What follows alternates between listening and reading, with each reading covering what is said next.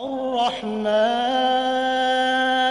علم القرآن خلق الإنسان علمه البيان. Bismillahirrahmanirrahim. Wassalatu wassalamu ala rasulillah. Rabbi shrah li sadri wa yassir li amri wa hlul 'uqdatam min lisani yafqahu qawli.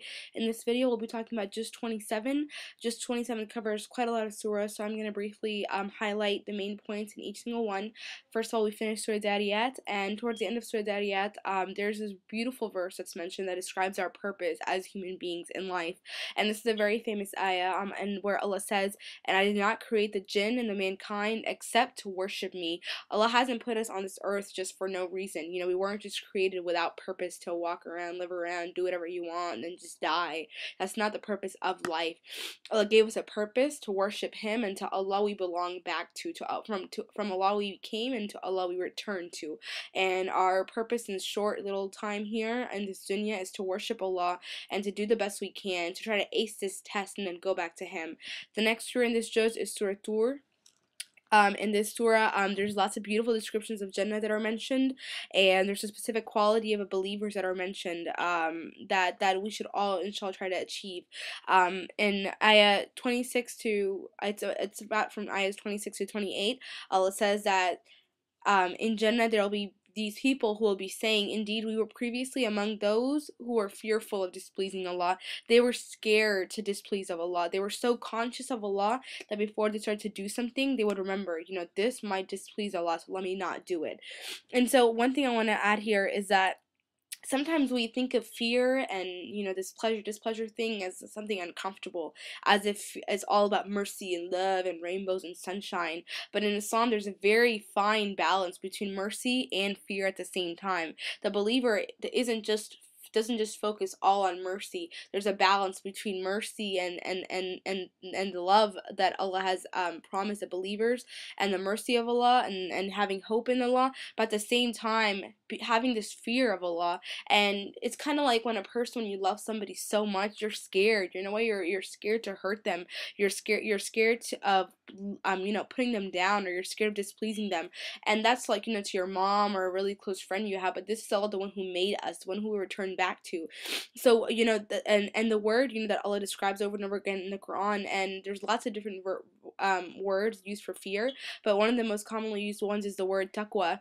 And oftentimes it's described as fear, but it's a lot more than that. Taqwa is pretty much like the before the act kind of thing. Like before you're about to do something, you remember that Allah's watching me, and this might not be something that pleases Allah, so let me back off. So in this ayah, Allah is saying that these believers who attained Jannah, who Allah favored. They were those who in this life were afraid of displeasing Allah. They were aware of what displeased Allah and what pleased Allah, and they stayed away from sins, from that would lead to the displeasure of Allah. And so that's something that I want to highlight in that surah. The next surah is Surah Najm. In this surah, there's a conversation that's taking place. Allah is swearing by the stars that the Messenger Sallallahu Alaihi Wasallam is not crazy, because we know that a lot of the things that the people of his time used to call him was that he's a magician, he's a poet. These are fairy tales that are being told to him. These are dreams that he's seeing. It's just all made up stuff. So Allah is swearing. Allah doesn't need to swear, but it's just a very powerful oath that Allah is taking. Allah is swearing by the stars that the Messenger Sallallahu Alaihi Wasallam is not astray. He's not making this stuff up from his desires, but rather this is the word of Allah being revealed to him with wisdom. And so Allah describes and further how the revelation is coming down to him, how the angel Jibril is revealing the Quran to him, and later on in this surah, Allah's addressing all these claims that the disbelievers are making, and all these ridiculous things that they're attributing to Allah, like female angels and all this stuff, and daughters to Allah. And Allah's saying, of course we know at the time, during that Meccan period, the people actually used to bury their daughters. Having a daughter was actually a sign, like a bad thing at the time. And of course, we know that Islam gave women their rights. But Allah's saying here, these people who see females as such a lowly thing, you're attributing such a lowly thing, that it's what you consider a lowly thing, to Allah. Like, for Allah are daughters, and for you want male sons. And so Allah is kind of refuting all these claims that they're making, and Allah is addressing all these preposterous ideas. the next couple of surahs are Surah Qamar, Surah Rahman, Surah Waqi'ah, and Surah Hadid.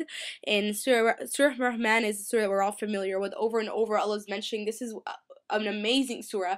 If you're ever feeling like, you don't really have much, like literally there's so many basic blessings that Allah highlights in this surah. It's amazing. And after each one of the blessings and signs that Allah mentions, Allah asks us, so which of the favors of your Lord are you going to deny? And what's amazing is and beautiful is that Allah opens up this surah by saying, Ar-Rahman, the most merciful, Allama al-Quran. The most merciful, it is He who taught the Quran. So before mentioning any other blessing, Allah mentions the Quran first. The biggest blessing to us before food, sun, all this, our houses, everything we have, is the fact that we have this book. This is our guidance. This is everything we need is in this book to lead us to the right path, to get us to Jannah.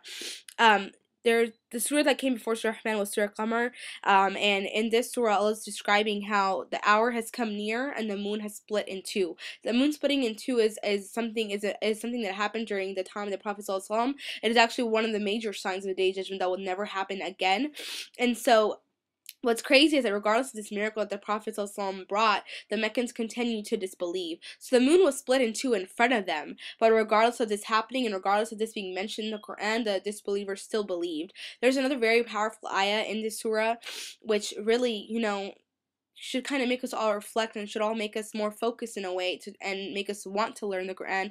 Allah says, and we have certainly made this Quran easy for remembrance. So is there any who will remember it? Is there anybody who's going to be sincere and truly try to study this book and learn this book? Allah says we've made it easy. We made the remembrance through the Quran easy. And so really Allah's not the one who's closing the doors to understanding the Quran. It's us who are closing the doors for ourselves. So we have to be the ones who take the effort, who take the time, who put the steps forward to try and understand the book of Allah.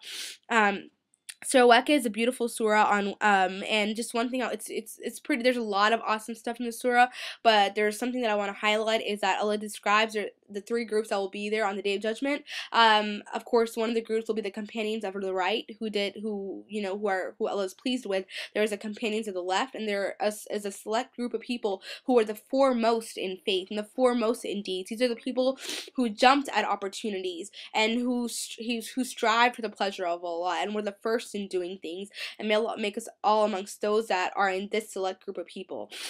The last surah in this juz is Surah Hadid.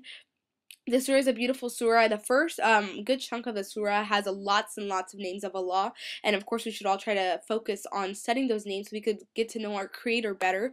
There's almost over 10 attributes of Allah that are mentioned in the first couple of ayahs. Another powerful thing that's mentioned in the surah is the state of the hypocrites on the Day of Judgment. Allah is describing how the believers, when they're crossing the sirat, which we all know is thinner than a piece of hair and sharper than a knife, when they're crossing the bridge, the believers will have light amongst them, light around them, and the places where they did their wudu, and the more they read Quran, like it will serve as a witness for them on the Day of Judgment. But the hypocrites, they'll be trying to catch up and snatch the light from the believers, but they'll be falling down. It's a very vivid description that's painted.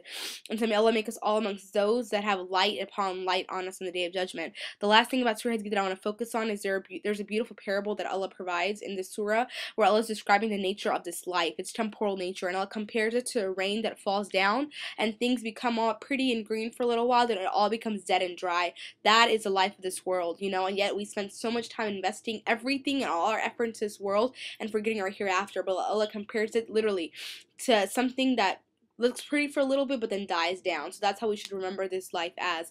That pretty much is a quick and easy summary of this juz. Of course I'm missing out a lot of things, so we should all take the time to go through it and read it for ourselves and reflect on ourselves. But keep following the series, and Assalamu alaikum.